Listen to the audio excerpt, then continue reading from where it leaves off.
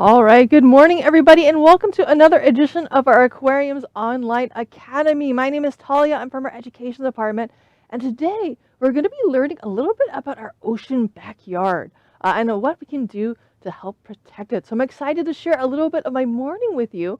Now, during our program, oh my goodness, I noticed all of our schooling fish are having so much fun behind me. That's exciting. Anyways, if you have any questions during our program today, if you see something and you're like, I'm curious, I want to know a little bit more about that, you are welcome to interact with us in a couple of different ways depending on when you're watching. So, if you're watching this live on Friday morning at 9 o'clock, you can text us in those questions. This number is right down below me on your screen here, so you can text in questions at 562-286-1838.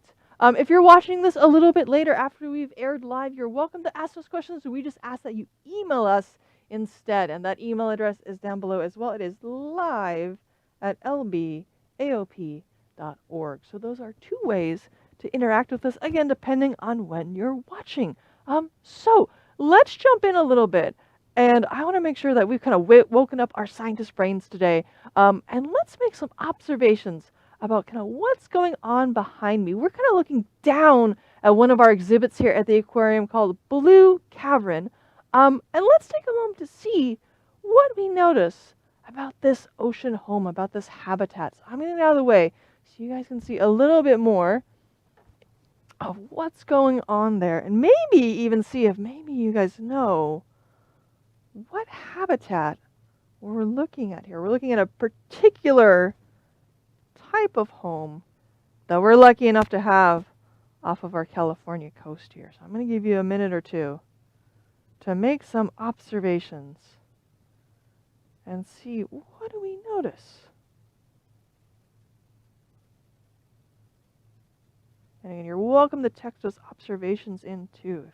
I have a friend helping me out in the studio today, so Miss Stacy is not only changing all the magic behind me, she is also in charge of the questions, and she will help pass those questions on to me. So what do you notice about this exhibit here, about this habitat that we're looking at?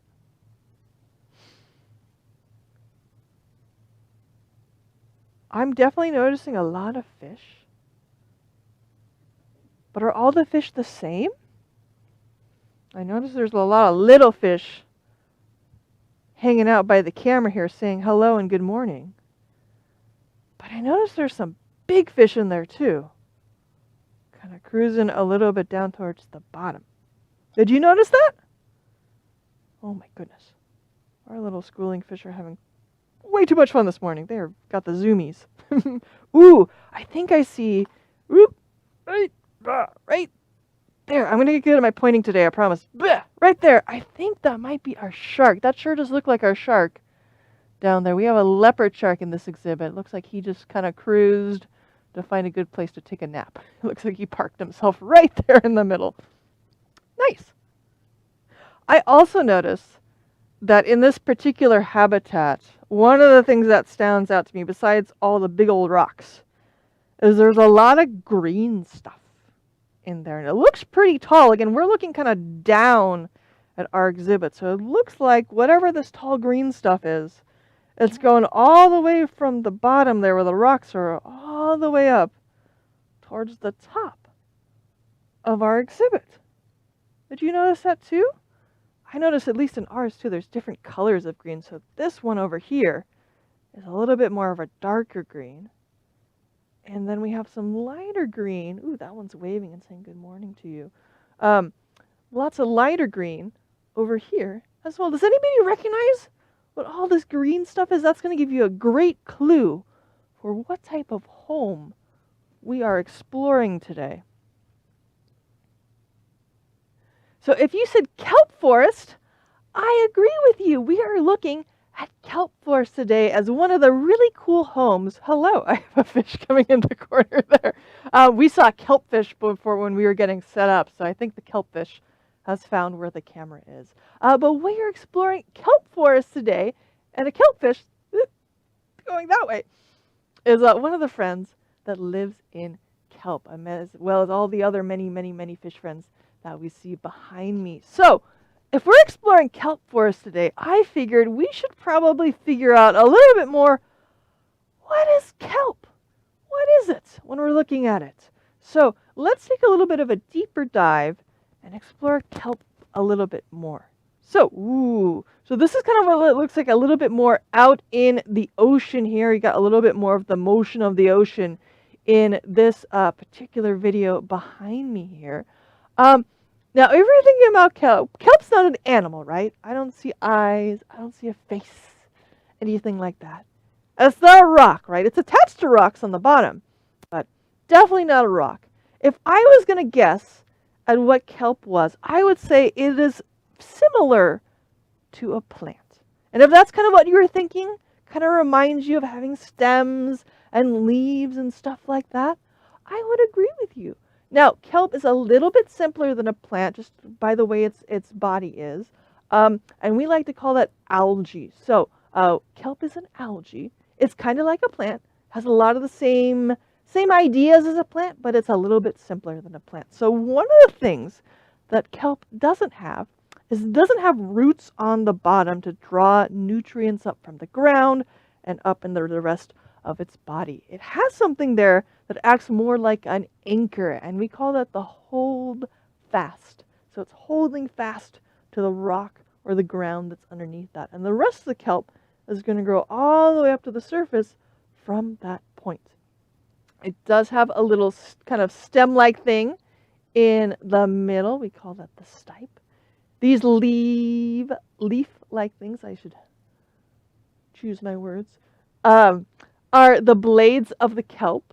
And that's going to help it grow, again, all the way up to the surface where, what's that up there? Where the sun is. So just like a tree or a flower, they are going to be getting their energy from the sun. So they do photosynthesize, just like plants and trees. So if you've been learning about food chain, food webs, maybe at school or in a class, you might have heard of things like primary producers. So we consider kelp and algae primary producers. They're kind of at the base of the food chain, getting their energy from the sun. Ooh, we have a question I hear. Ooh, and what was her name again?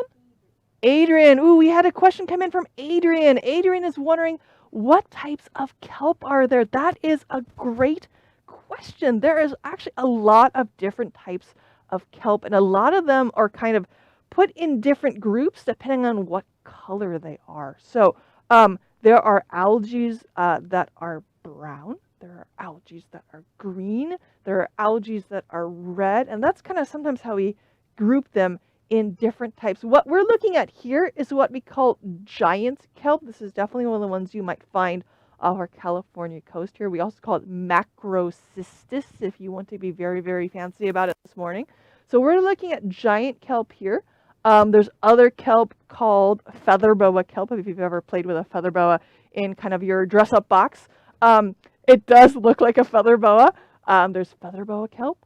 There's bull kelp, which is a really very, very different structure to them than this. It actually has a really big stem and a really big ball, and then like a big piece of kind of those blades that come off of them. Those I think we find a little bit more up towards like Northern California. But yeah, there's lots of different algae that are, I don't know exactly how many species there are, but I imagine there's quite a lot, because I can think of a handful just off the top of my head. 30 different kinds of kelp, but many more different types of algae. Ooh, okay, so my friend Miss Stacy looked it up. She says there are 30 different types of kelp, but there are many more different species of algae. That's a fantastic question. Thank you so much for asking.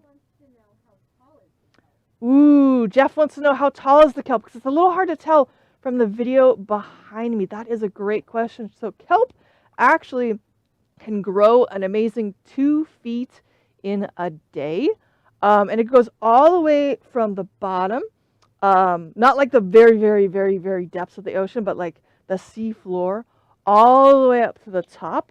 But then it doesn't stop growing. It actually flops over on its side, and it keeps growing horizontally along the top. So I would imagine it's probably going to be at least over, probably at least over like 30 feet tall. Because the exhibit we were looking at, that's about a 30-foot exhibit, and it's probably going to grow a little bit more than that as well. So yeah, it is way taller than me. But can you imagine that growing 2 feet in a day?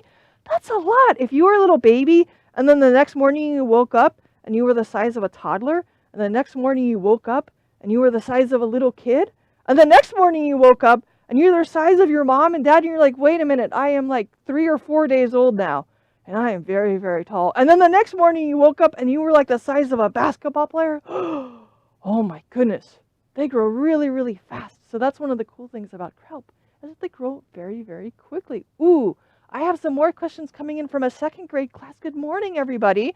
Thank you for joining us. Violetta was wondering what other animals are out there, right? Because we saw a lot of different fish in our exhibit. There's definitely a lot of friends that call the kelp forest their home. Sometimes we'll find things, we have a lot of different fish in here.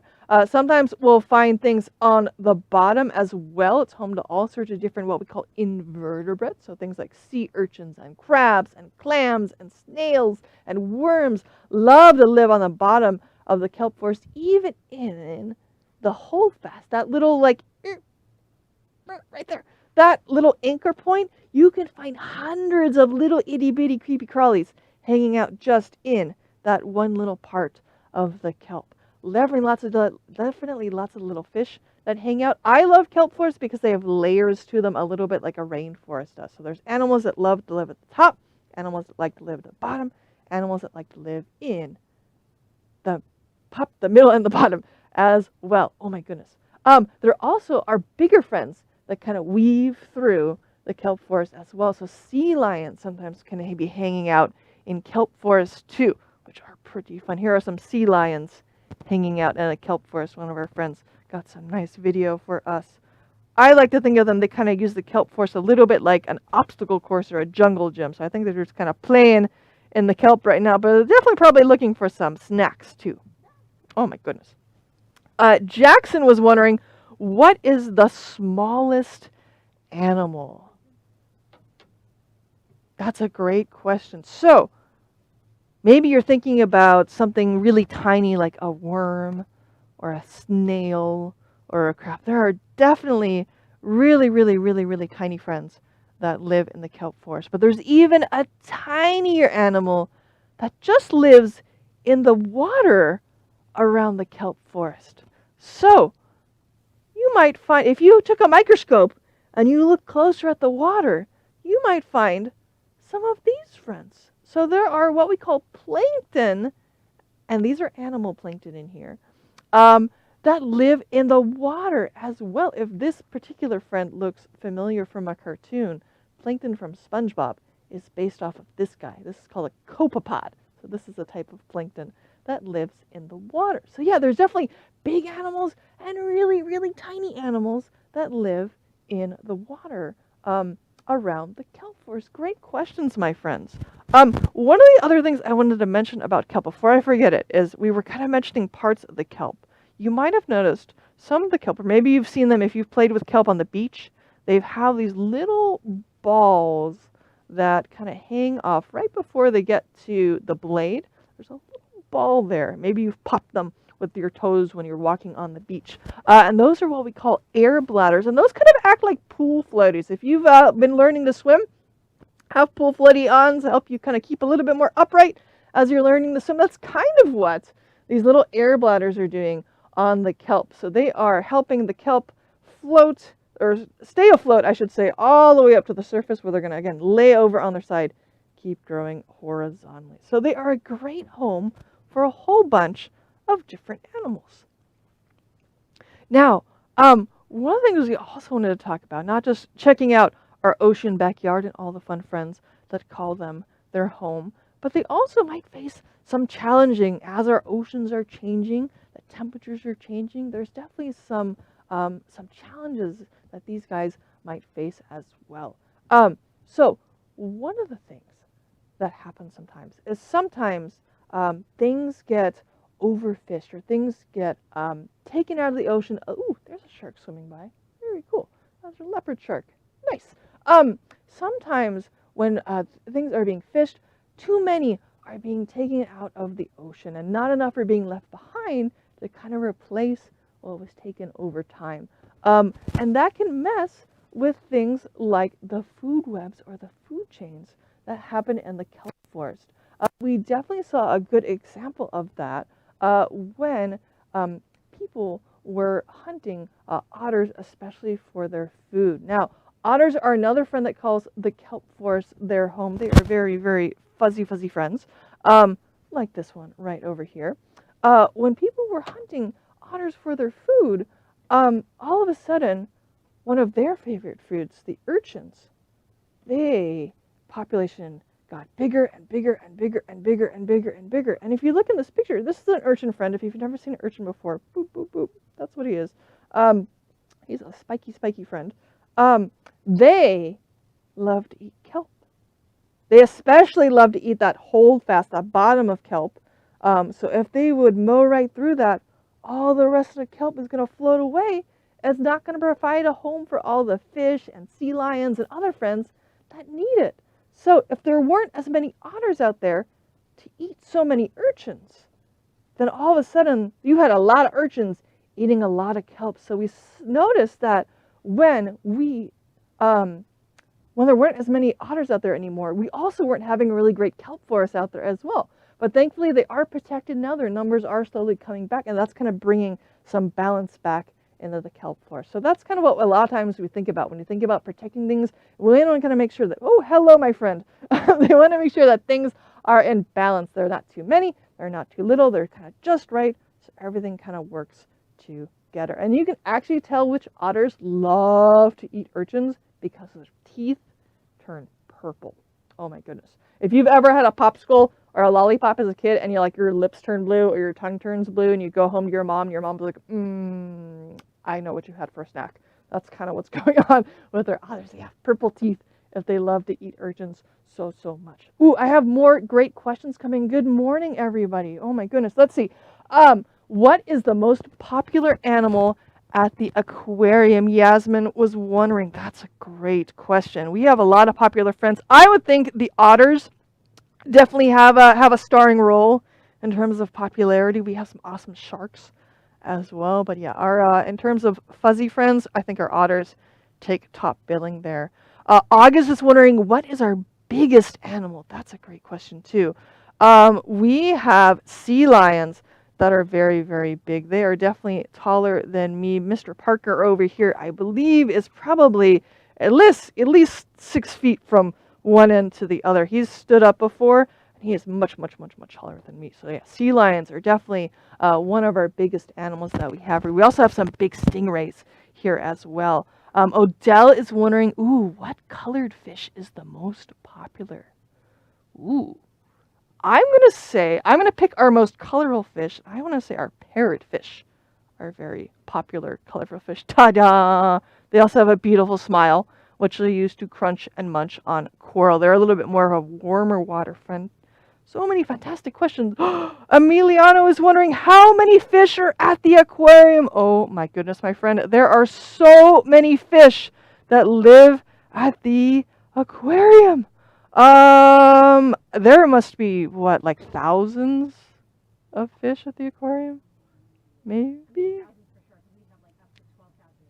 Yeah, so we have up to 12,000 animals here at the aquarium total, like in terms of like fish and seals and sea lions and jellies and all sorts of stuff. We must have like 1,000 fish, but don't quote me on that. I am totally guessing. But yeah, we have a lot of fish. If you were going to go anywhere to go find a lot of fish, an aquarium is definitely a good place to start. Ava is wondering, how long can a seal grow? Oh my goodness. It kind of depends on the seal. We have harbor seals at the aquarium here. This is one of our harbor seal friends. And they get about yay big. I'm going to say that's probably maybe about 3 or 4 feet, maybe about the size of a kiddo.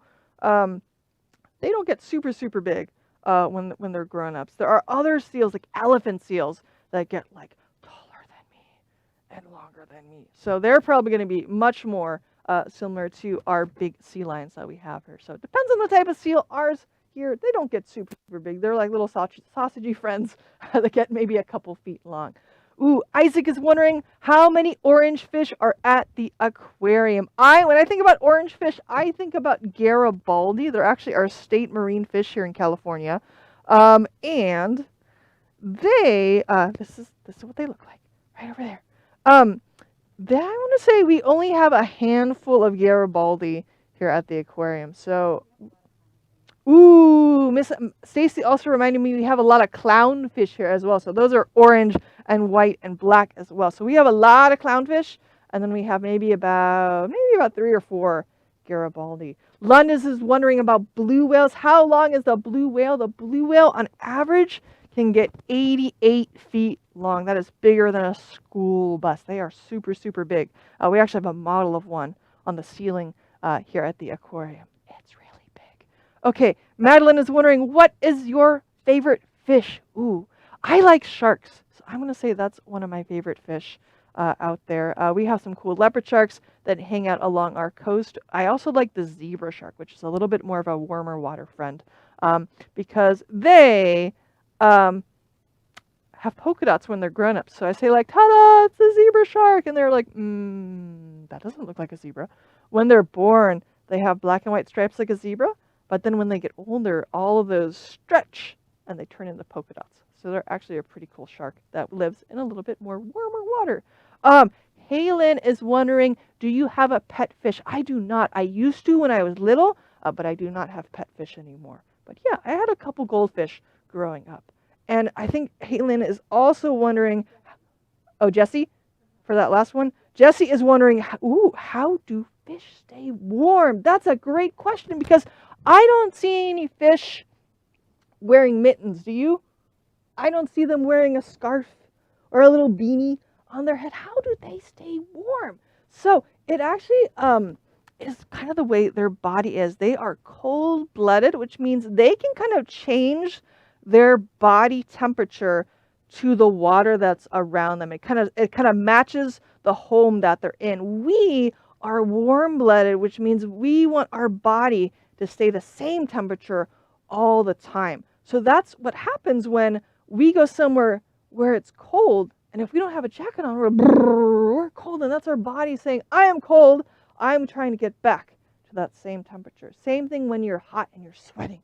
Your body's saying, I am too hot, I'm trying to get my temperature back down to that temperature I want to be at all the time. So fish don't really need jackets or anything. Their body helps them stay at the same temperature as their home, and that way they don't get cold. That's a great question. Ooh, Oliver is wondering about sharks that live at the aquarium and how many sharks live at the aquarium. We have quite a few different types of sharks. We have a whole bunch of bamboo sharks that live in our tide pools. This is our shark lagoon exhibit. Of course, when I want to talk about sharks, they're all hiding from me. We got our turtle, though. That's awesome. There's a zebra shark right over there with all its beautiful polka dots. We have quite a few sharks in Shark Lagoon here. These are kind of our bigger sharks. We have 2 zebra sharks. We have 1 sand tiger shark. I think we have a gray reef shark. Still, we have a couple black tips. There's our sand tiger hanging out there. So we have quite a few big sharks at the aquarium. We have lots of little sharks, though, as well. Very, very fun. Thank you so much for all your great questions. Thanks for joining me this morning. I'm happy to share my morning with you, chit-chatting about our ocean backyard. Now, I do want to mention a little bit. We were talking a little bit about some of the challenges that our ocean backyard faces, right? Sometimes temperatures change. And just like us, we want to be just the right temperature. Our ocean homes kind of want to be just the right temperature as well. So sometimes when things get too hot or too cold, that might change how our animals or even our kelp are doing. They like it not too warm. So if our ocean waters get warmer than normal, sometimes, again, we don't have really great kelp forests because the algae says, ooh, I don't like that very much. And it kind of affects a little bit the way that they grow. And again, they can be also affected by things like overfishing and things like that. So what are some of the things that we could do to to help out our ocean backyard. One of the things that we can do is help protect the space that they're in. If you've ever been to a national park, maybe you have a park in your neighborhood. There are really, really big national parks as well. There are actually essentially national parks in the ocean as well. So people have come together to work together to say, hey, I want to protect this part of the ocean because maybe it's a very pretty place. Maybe it's really important to an animal's breeding grounds or nursing grounds where baby animals might hang out and grow before they get big and go out into the ocean to have an adventure. So we call those things marine protected areas. Our blue cavern exhibit is actually a great example of a marine protected area in our backyard. So we have protected this place. We said you can't go and fish in here, and things like that, so that way they're able to recover and grow in this habitat. We also help out a little bit at the aquarium too with making sure some of the animals have a little bit bigger numbers in those homes as well. So we're a part of 2 animal restoration projects with our giant sea bass. This is a big giant sea bass here, but we have baby giant sea bass that here's some more big giant sea bass too, there and there. We have baby giant sea bass that we grow here at the aquarium. And then we've been able to release those back into the ocean to help their numbers come back. So they were another fish that was overfished. People thought they were really good to eat. We took too many out. But we realized our mistake. We said, ooh, I don't see a lot of giant sea bass anymore. So we said, okay, let's stop fishing them. And their numbers are slowly coming out. This is what a baby giant sea bass looks like. It's adorable and looks very different from its grown-up friends. So yeah, we're part of a restoration project with our giant sea bass. We also help out with abalone, which is a type of snail. And again, same idea. We're kind of growing them here at the aquarium and then helping release them back into the ocean. This is what a grown-up abalone looks like. So this is their shell. It's a very flat shell. And then this kind of black part, that's sort of their body and where they stick on to the rocks. I see you have a question coming in from Avery. Avery is asking, do you have orcas at the aquarium? So we do not. We do not have any whales or dolphins here at the aquarium. They are just too big for us. But we do have a whale watch company that works is across the way from us. So there are opportunities to go in a boat to go check out different types of whales and dolphins. And occasionally we do get some orcas every once in a while. They're a little bit rare there. They only kind of pass through our coast. They're not kind of parked in one area. So every once in a while we might go see an orca. But not a whole lot. We do get lots of dolphins. I'm trying to think what season it is. It's winter, so we are probably seeing some gray whales out there. And then in the summertime, we get some blue whales that come by as well. So yeah, we do get some dolphin and whale friends that come along our coast throughout the year, but we don't have any at the aquarium. They're just a little bit too big for what we have here in terms of space. Oh my goodness. Again, thank you so much for your awesome questions this morning. Now, you might be thinking, what can I do? I have a lot of younger friends that are viewing in today as well. What could I do to help out the ocean as well? Because I want to help protect our ocean backyard. There are definitely some great things that you guys can do at home, in your neighborhood, in your community to help out as well. So one of the things I like to do is make sure that my trash gets in a trash can. I like to recycle wherever I can. I also like to think about using things that are reusable. So maybe you have a reusable lunch bag or a reusable water bottle. You can also take part in things like community cleanups as well. Those are definitely some great things to start doing at home to make sure that our ocean stays protected as well. You can also think about, remember we were thinking about things in balance. Sometimes when you take too many fish out of the ocean, it's not good for that population. It's harder for them to come back. Eating things like sustainable seafood is another way that can help out our oceans to make sure there's enough fish out there so that that population can come back, and then we can take just a little bit out of the ocean. So those are definitely some ways to help out our ocean backyard. Oh my goodness, my friends, we learned so much about our ocean backyard. We talked about a whole bunch of different animals. That. Ooh, Nora has a question.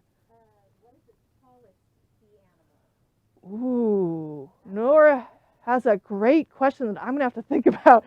She asked, or they asked, what is the tallest ocean animal. I'm going to think about maybe not tall this way. I'm going to try to think about long this way.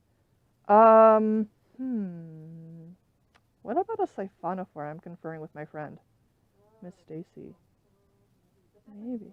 But yeah, that's like a colony. That's like not once.